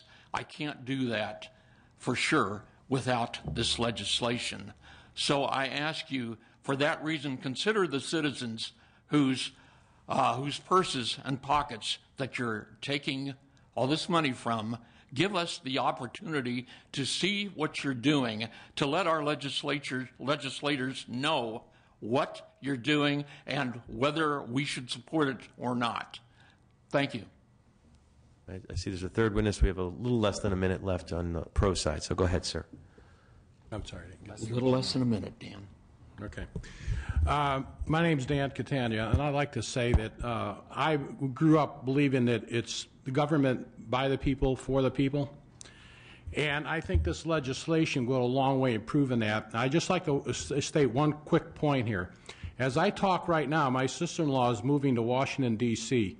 That marks 22 since the beginning of this year, 22 friends and relatives leaving this state, hard-working taxpayers leaving this state because of the budget problems, because of high fees, taxes, and regulations.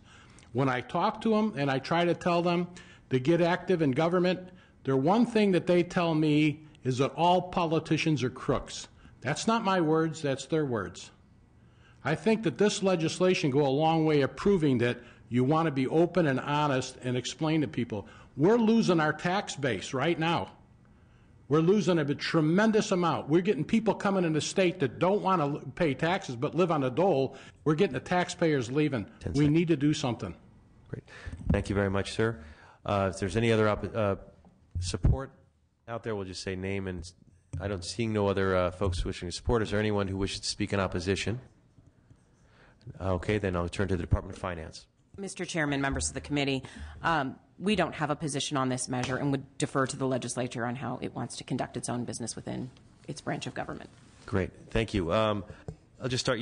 Since I've been chair, I've put in a 24-hour policy. We've been able to get almost all the budget bills out 24 hours in advance, up on the web and distributed to all the members, as well as we've also done a lot more in terms of, in my short time, I've been here only a year, getting all the original budget bills that the final ones are based on out right away.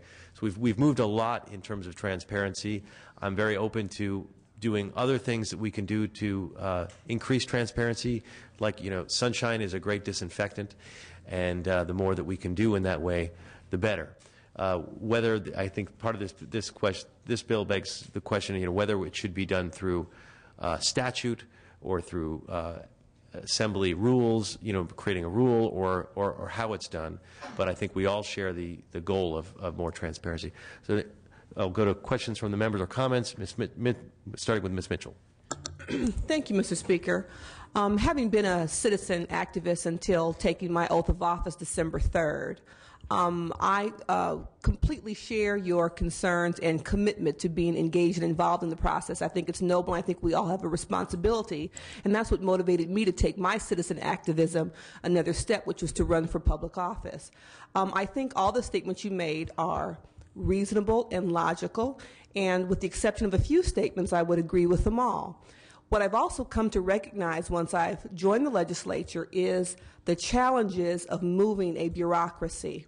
I think that ideally, if the process operated as it's intended to operate, if the legislature could come to agreements within a timely manner, it would then allow for the printing of all budget documents and bills to be handled in a timely manner.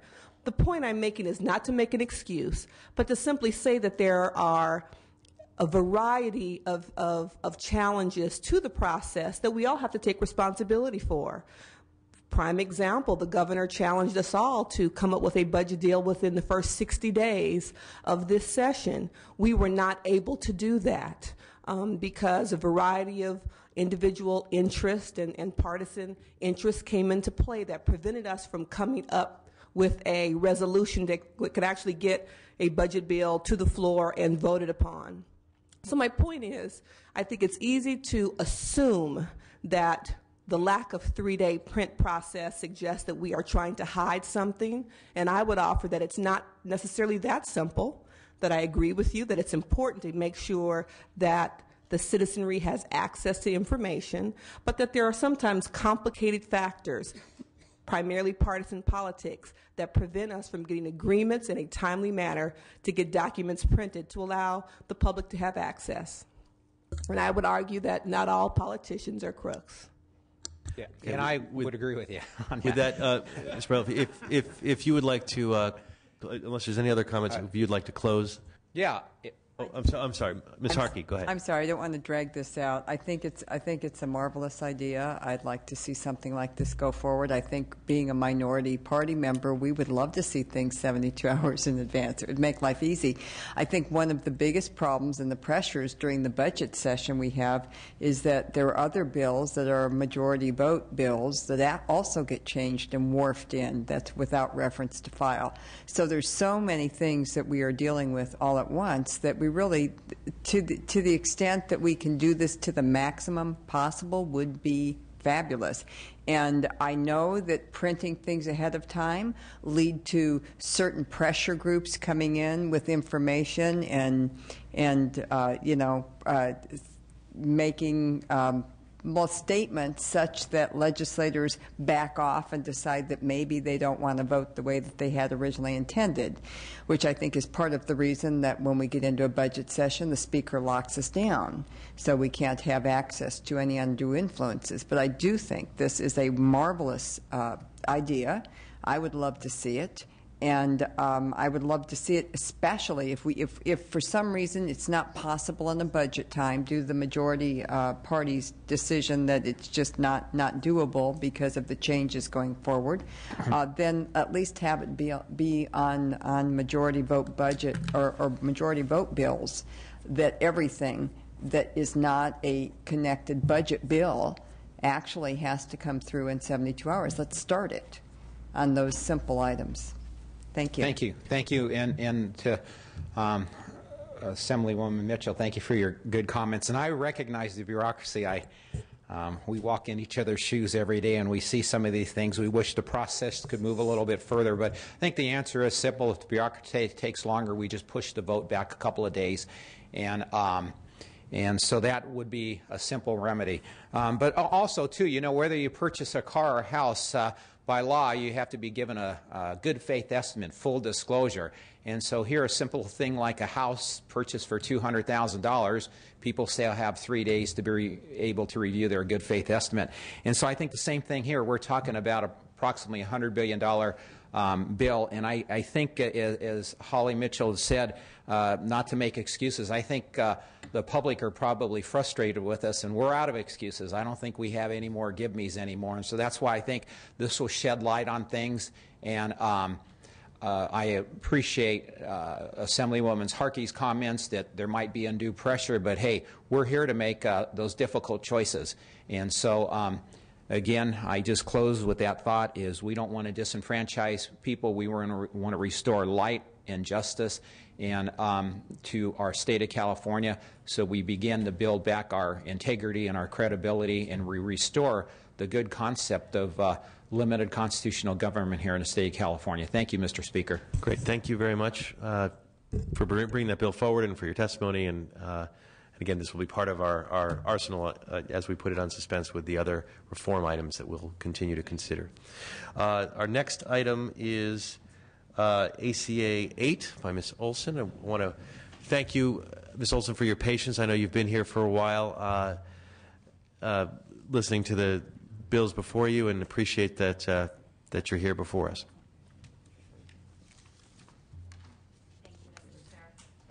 On? Okay.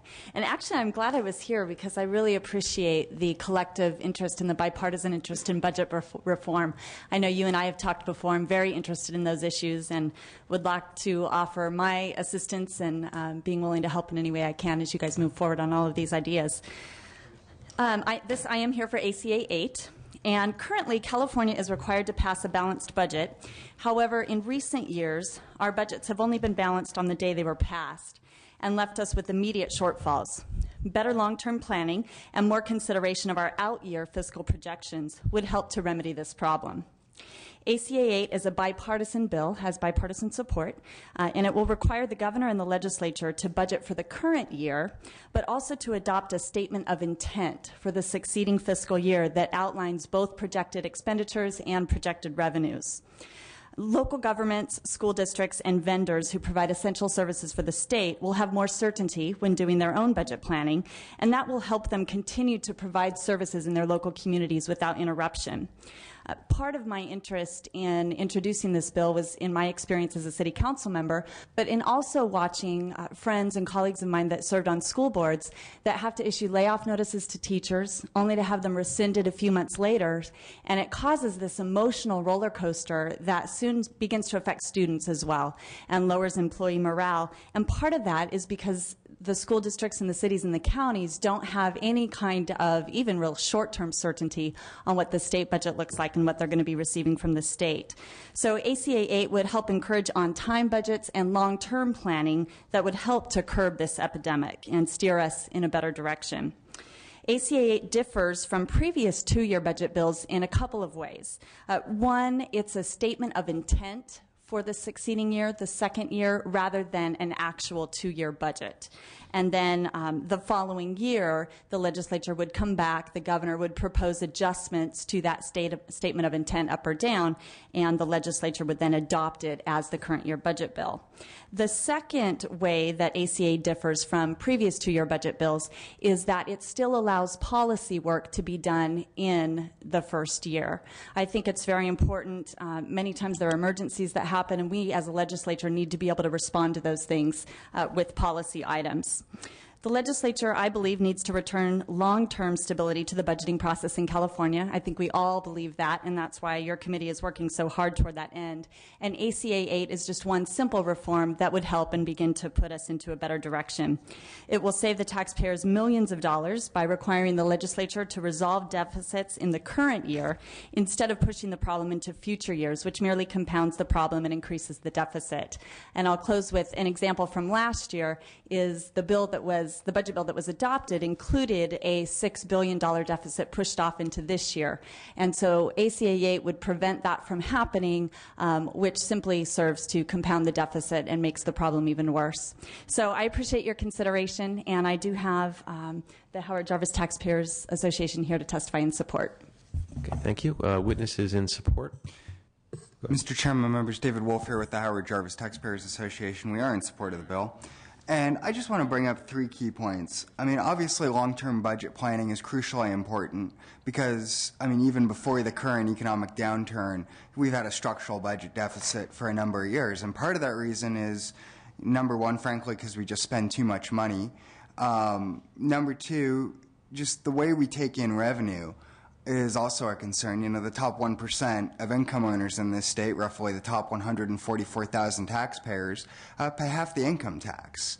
And that's why, you know, we're so dependent on April revenue to determine what our May revise is going to be and to determine how much money we're going to need to balance that budget, you know, come the summer months.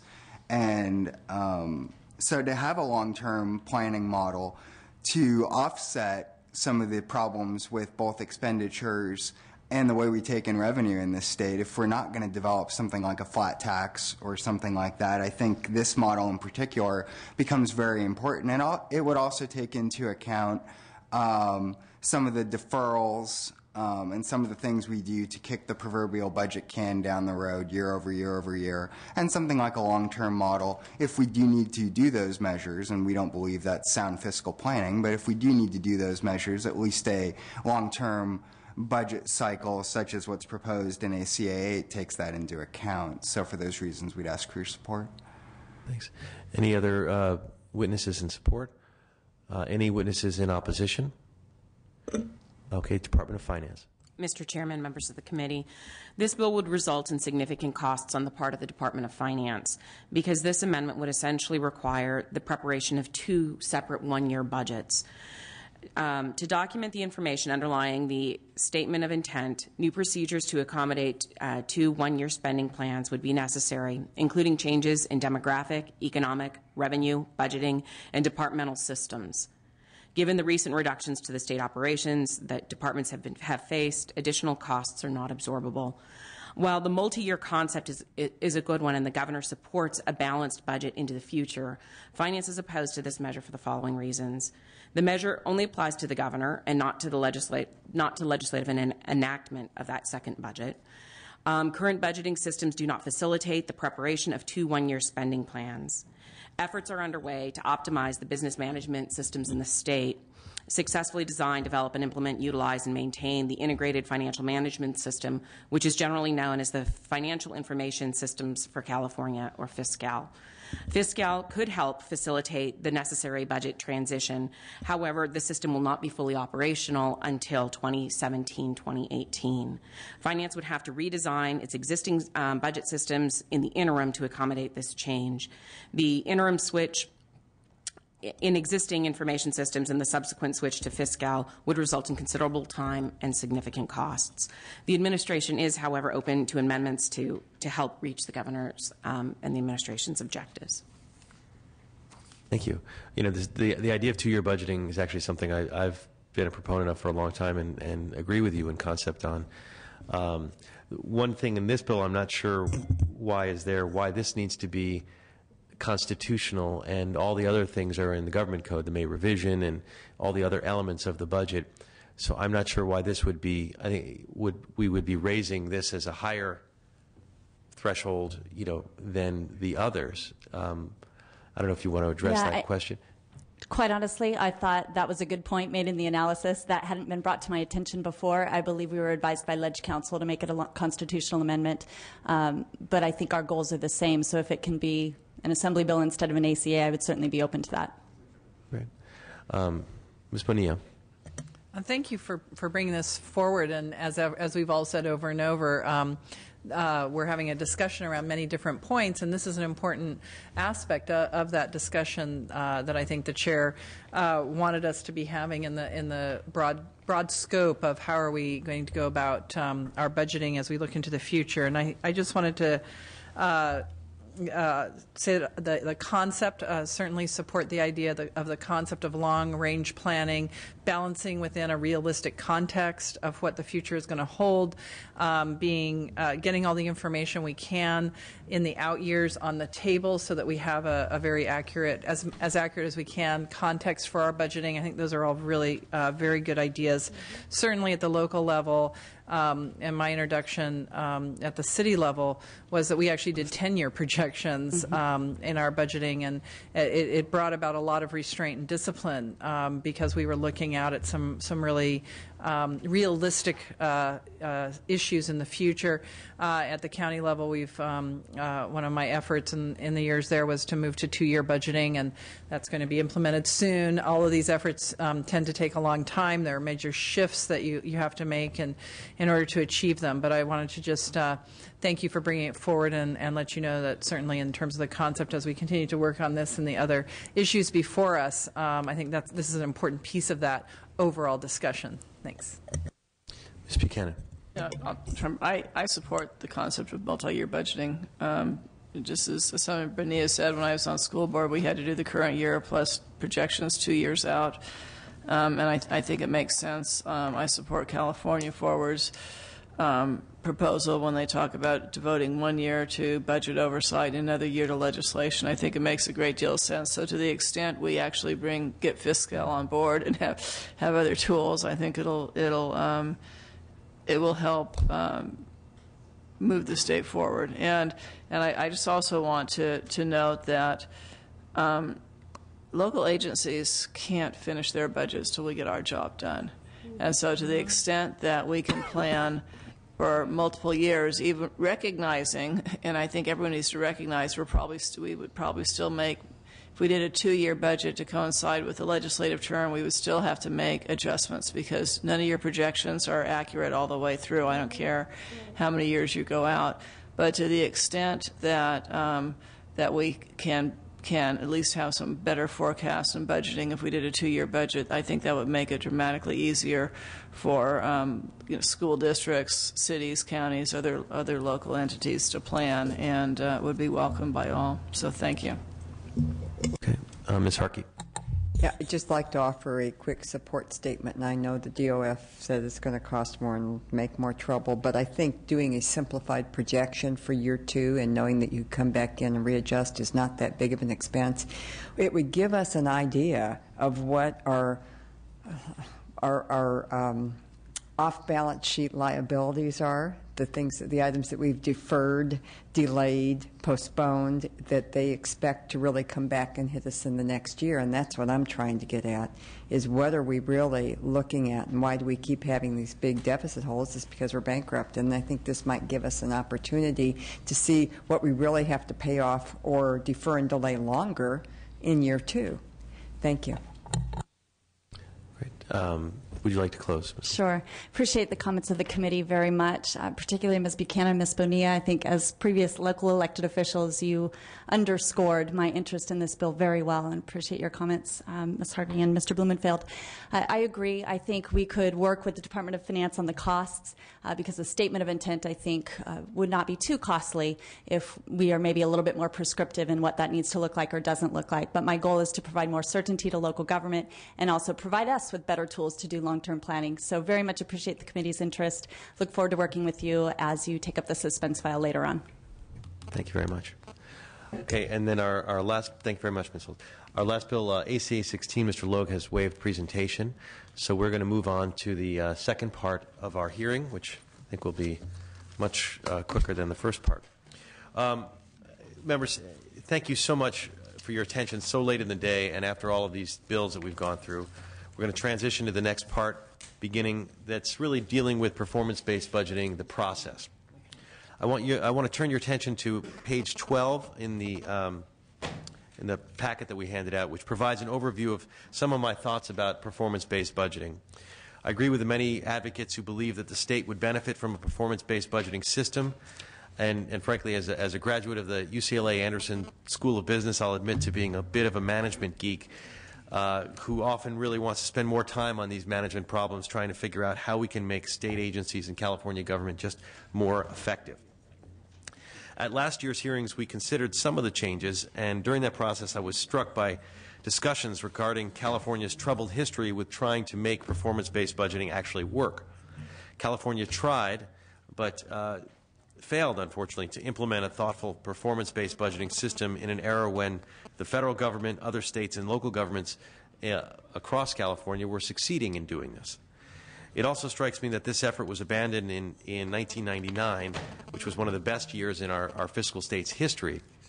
And now, in this time of very limited resources, we don't have the luxury to fail in a costly statewide effort. We need to make sure that if we do it and we move forward, we do it very deliberatively. And we're risk averse, but we move forward with something that we think is going to be helping the state. Finally, I've had a discussion with many of you about the frustration we have in our incrementally based budget process. A lot of that came out in the discussion over the bills. We spend most of our time talking about the changes that are proposed in the current year, but we rarely dig deeper talking about the core of the operations of each department, the missions and their effectiveness. While performance-based budgeting is part of improving that discussion, we also need to conduct performance evaluations on an ongoing basis. This should be a big part of what we do in the core budget process, and I want to explore with you how we can do this in a way that actually adds value to our deliberations. In furtherance of that effort, I propose that we undertake a piloting of both performance-based budgeting and program evaluation. The goal of the pilot is twofold. First, we'll get to know a lot more about two of the state's most important departments, starting with Caltrans and DMV, which will allow us to have a richer conversation about the issues facing both departments. That'll lead us to our second goal, which is to explore the information, data, and reports that we actually find useful. We will use these two departments as our test laboratory to help define what we want when we establish a performance-based budget and what we think a good program evaluation would actually look like. Members, this means I need your feedback. We all need to work together on this. If we're going to devote our time and resources toward these efforts, I want to make sure they're actually adding value and that you, as leaders in the House on budget issues, think it would actually improve the process. My hope is that our work over this year translates into possible legislative action next year on our part to make one or both of these efforts part of an ongoing budget process. So the work plan, let me quickly go over it. It's about, I outlined a little bit on page 13. We'll have some conceptual discussion about performance-based budgeting after the budget passes, hopefully on June 15th. We'll have time to start working on that when we get some revenues. We'll get better revenues and when we get to vote on some revenues.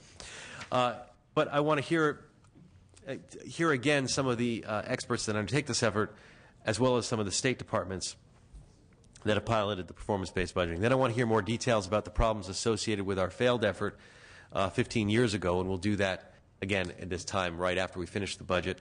And I want to make sure we know what's possible and that we don't repeat the mistakes that we had several years ago. So today, the main part about today is I want to formally request information that will make up the raw materials we'll use to construct performance measures and evaluate these departments. I expect it to take some time to compile the information that we need. So we're giving everyone who we're going to call up 5 months to comply. Then in the fall, we'll spend at least 1 day on each of these departments really digging into the reports that we receive, the feedback we get from the public, and the discussions of the members of this committee. After those discussions, I want to produce a final report and have us revisit this process in early 2012. So the goal is to request information so we have the material to draw on in the fall. And as you can see on page 14, we have requested some specific information from DMV, LAO, and the BSA that we will use for our discussion at that time come September. This is only a partial list, and I want to have some discussion about the list so we can, I'm very open to adding requests of information that any member here thinks would be helpful, that we should be asking of the departments. I also want to say that we'll be soliciting public input through the process, and as of this week, I'll have a link on my website that will allow anyone in the public, it's important to anyone listening out there, and to leave information with the committee. Ideally, they would do so in a way where they identify themselves, because that's always more useful. But I want to also make this open to folks who may be within departments who know things who don't feel comfortable about identifying themselves. So we'll also allow for anonymous information and tips about what we should be looking for and input on this. So that website will be web input box will be up, and we'll be looking at that throughout the next few months, and all the members here will have access to that information. With that, I'd like to ask the DMV, the LAO, and the BSA to come forward. And before I start, if any of the members want to make some opening comments. Starting with Ms. Harkey, if you have any. Okay, Ms. Mitchell, and then Ms. Bonilla. Thank you, Mr. Chair. Unfortunately, with our session having run long today, I've got people waiting for me in my office and as well as in the DL, so I'm not going to be able to stay for this. I'm really sorry. Staff is going to monitor so they can brief me. But I just wanted to say a few comments and make comments on page 14 that outlines kind of the deliverables that you'll be asking of the departments. Having served as CEO of a multi-million-dollar nonprofit organization prior to taking office, I certainly value and am committed to and have practiced the whole notion of developing effective budgeting tools. So I certainly support that. I'm clear, based on reviewing various sources in CSL and others, that I think for some, the jury is still out on the applicability, if you will, of performance-based budgeting and a statewide level. And so I'm very curious and will intend to be fully engaged in this process on a go-forward basis. I guess one thing I wanted to just articulate is when I look at this list on page 14 in terms of the deliverables that will be asked, and the fact that we're giving them until September to actually do that, I just wanted to highlight, I think, from my perspective, the critical pieces, because I'm concerned, perhaps you all have them, but some of these items that are listed in terms of strategic plan and some of these other items, I don't know if they're documents that you already developed or if they will have to be developed, because I think my concern is I don't want to push this back. I would love to be able to stick to the timeline that the chair has outlined. But I think from my perspective, bullet number 4, really getting a sense of the process that your executive team uses to make decisions at the executive level, any performance measures and reports that you are already using that we could then evaluate and weigh in on, the SWOT analysis, if that's already been conducted, as well as toward the bottom, the 3 to 5 performance measures that you believe are critical to our ability to be effective, be an effective oversight entity and partner in really developing a sound performance budget-based system. I think those are, from my scan of the list, kind of the most critical deliverables by September. Again, I just didn't have a sense if state departments have had the luxury or the resources to develop all of these tools, and just didn't want to hear back in September we weren't able to get through the list. And so if at any point we prioritized the deliverables, I wanted to just put my perspective out there, primarily so we could stay true to the time frame, so this conversation could keep going in a relatively short turnaround time.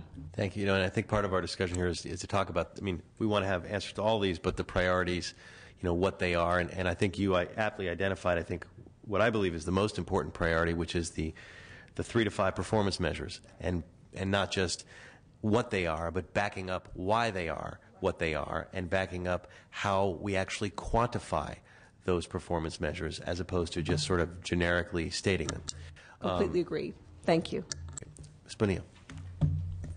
I was just pleased and have to comment on the fact that Concord is listed here as an example of a city, and I had the pleasure of serving on that city council that uses performance-based budgeting.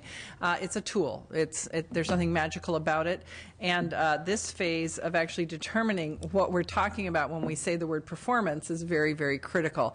And I just wanted to say, too, that the department buy-in is absolutely essential.